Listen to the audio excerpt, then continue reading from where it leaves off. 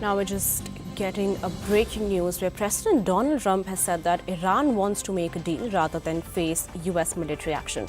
Now, despite Tehran's insistence that its missile and defense systems will never be up for negotiations. Trump was asked if he gave Iran a deadline and said, yes, only they know it. He added that he thinks Iran wants to make a deal.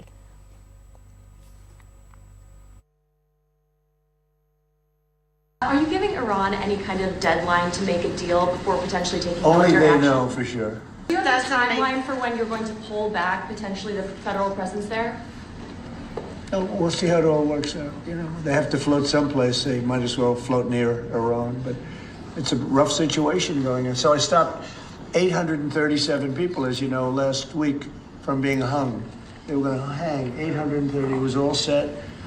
And I mean, I'm looking at the people behind me. They're saying, what kind of racing's a lot nicer than that, right? They were going to hang 837 people, and I told them, if you do it, you're going to pay a price like nobody's ever paid before. And they pulled back. I appreciated that. But a lot of people are being killed, so we'll see what happens.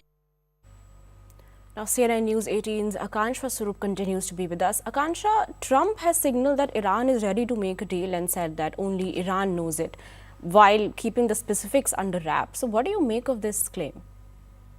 So what right now is noteworthy is the change of tone and tenor of Donald Trump. Remember, he had first started off by threatening military action against Iran. Then he had also urged the protesters to continue protesting and that help was on the way.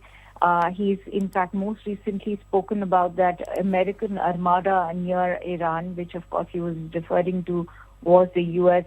Carrier Abraham Lincoln, the warship, and there's in fact an additional warship which has been sent out. So yes, there is naval build-up around Iran, but let's not forget that Iran has also threatened counter strikes. Tehran has in fact gone on to threaten its own Islamic neighbors, saying all of those countries that have been housing U.S. Bases will in fact bear the brunt of any U.S. military strike. So the entire Middle East is currently on tenterhooks, Shreya, and perhaps they've also communicated the same, whether it is same members like Qatar, Saudi Arabia, Israel, Bahrain. All of these countries have been playing a significant role, even the UAE, in sort of making the U.S. president understand that a military strike is not going to be an immediate solution and will not lead to, say, the fall of the Ayatollah, who's in fact been in power for decades now, ever since, say, the ouster of the Prince Reza Pahlavi's father, the Shah. So even Donald Trump is waking up to that reality that it's not going to be so easy to, spell the doom of the Ayatollah's regime. So that perhaps explains why he's saying that he's still hopeful that a deal will happen.